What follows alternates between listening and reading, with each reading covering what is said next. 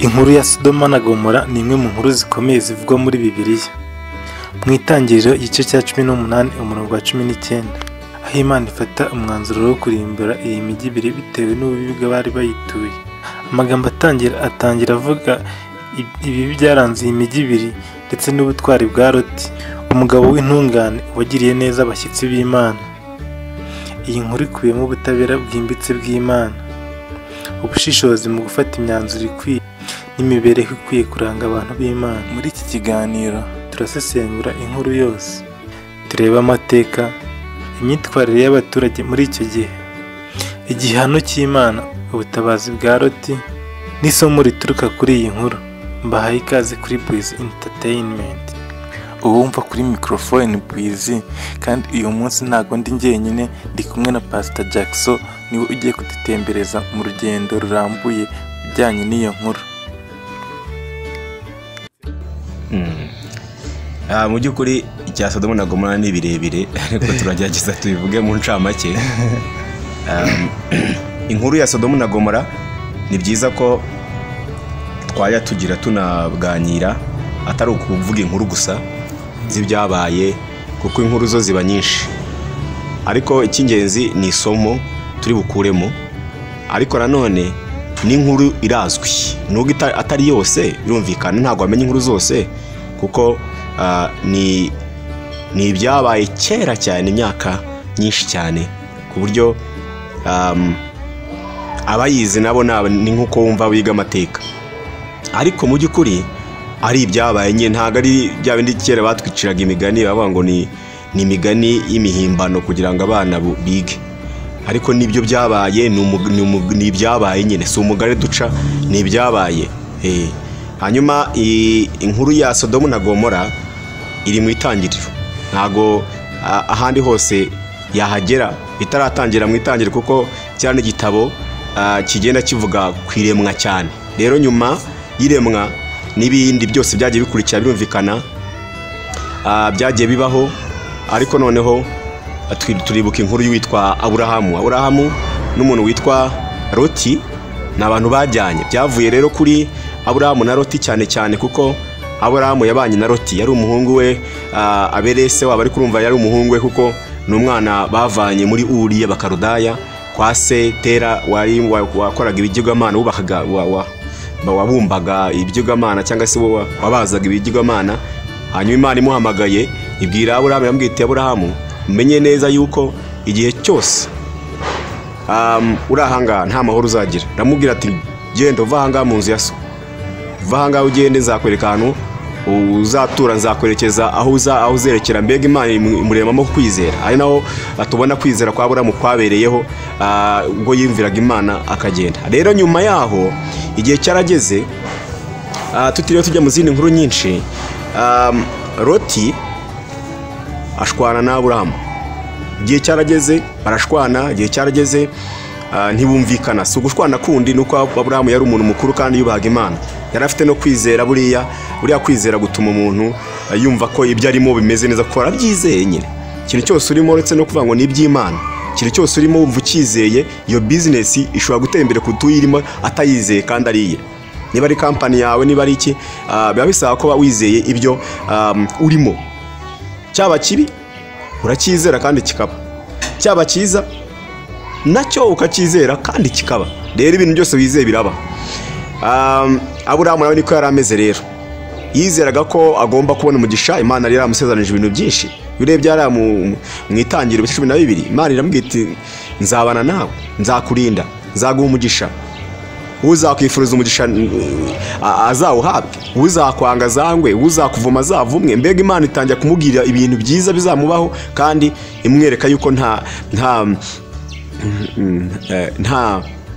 hindrances nyine, nta birantega, nta bikuta biri imbere, niyo byaba bihari Imana izabikuraho. Rero yari afite kumva ko ibintu byose bigomba kugenda neza. Abwira Loti rero, igihe bari bamaze gutunga, batunganiwe, barahawe umugisha, abwira Loti ati Loti, igihe kirageze cyuko dutandukana, kuko abashumba bacu barimo bararwanira mu matungo yacu.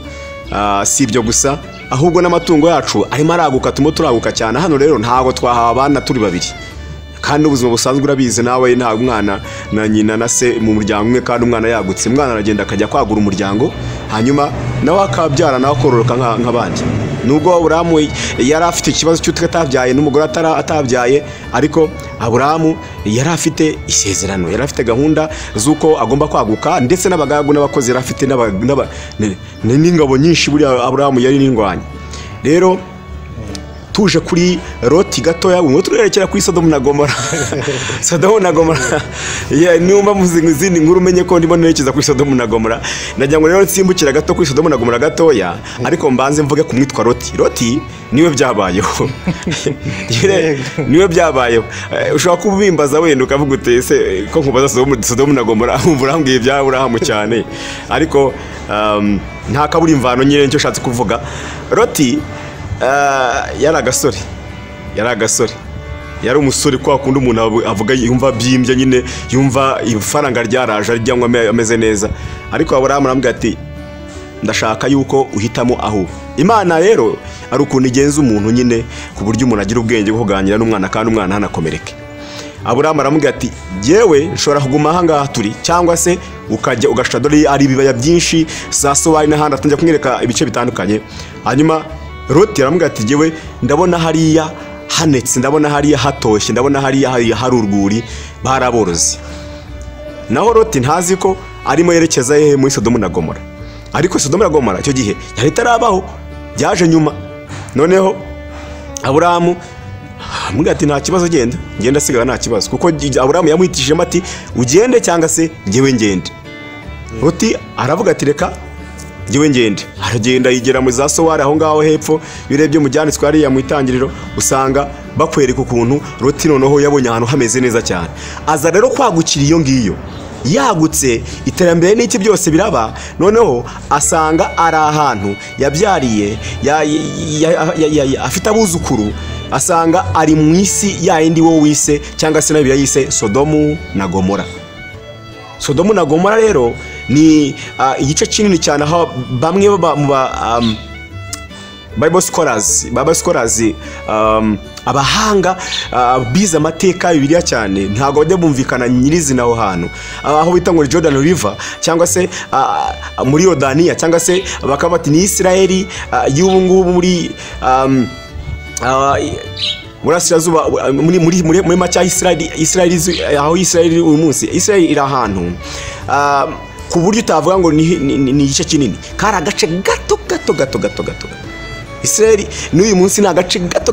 Ndimo ndagereranya nuko wabona Amerika, nuko wabona n'ibindi bihugu, uretse ko Amerika ari n'umugabane. Niyo wafata Uganda, Israeli ni nto kuri Uganda, ni igihugu gitoya.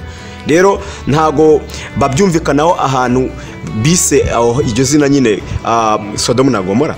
Rero icyo gihe habayeho icyo twakwita za chaos nyinshi, amafuti, amakosa menshi. Hari ibice bavuzemo bitandukanye, cyo bita violence, ibyo bita kuviyora ubuzima bw'umwana w'umuntu. Icyo kintu cyahise kigaragara aho ngaho kubera ko hari haragutse ku buryo banywaga inzoga zirenze izi ngizi. Urabizi ko hari ibihugu mu Rwanda ku isi usanga biri hejuru mu kunywa inzoga, harimo n'Ubufaransa, harimo ibihugu bikomeye bimwe inzoga mu rwego ruri hejuru cyane. Naho rero niko hari hameze, banywaga inzoga zibiri zirenze. Ikindi hari ibihugu usanga birimo za ntuze za ibiyobyabwenge birenze, bitari ibingibi, za kokayine, za marijuana, sizuko babyita ibiyobyabwenge byinshi bitandukanye. Usanga hari ibihugu bifite icyitwa ibiyobyabwenge birenze. Rero naho habaga hari n'ibiyobyabwenge birenze, hari hateraniye amabi menshi. Ikindi kintu atari violence gusa, atari iki kintu kijyanye no kuviyora ubuzima bw'umuntu cyangwa se guhungabanya uburenganzira bw'ikiremwa muntu, hari n'ikindi kijyanye n'uburyo bw'imibonano hangiritse ubuzima bw'imibonano. Ubundi tuzi ko ubuzima bw'imibonano ari umugore, umugabo, abashakanye, ibintu nk'ibyo ngibyo, cyangwa se abategura gushakana, ibintu nk'ibyo ngibyo. Ugasanga ni ibintu bijyanye n'ubuzima bw'umwana w'umuntu n'ubusanzwe ariko biri mwana n'umuhungu, umuhungu n'umukobwa bagashimana. Niba umuhungu n'umukobwa bashimanye, ugasanga baryamanye barakoze ubukwe. Ubundi cyane niko byagendaga, baryamanaga ariko babashyingiye. Ariko ubu ngubu ubwabo barakundana bakamera nk'aho bishingiye ubwabo.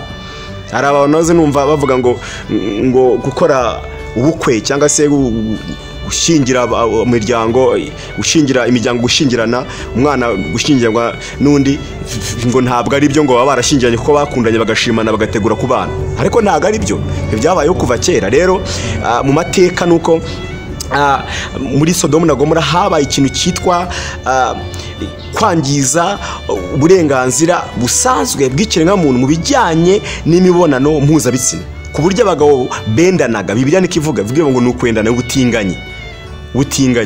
Noneho si ibyo gusa, ahubwo akabaho ubutinganyi bw'ibitsina byombi, abagore ku bagore, abagabo ku bagabo.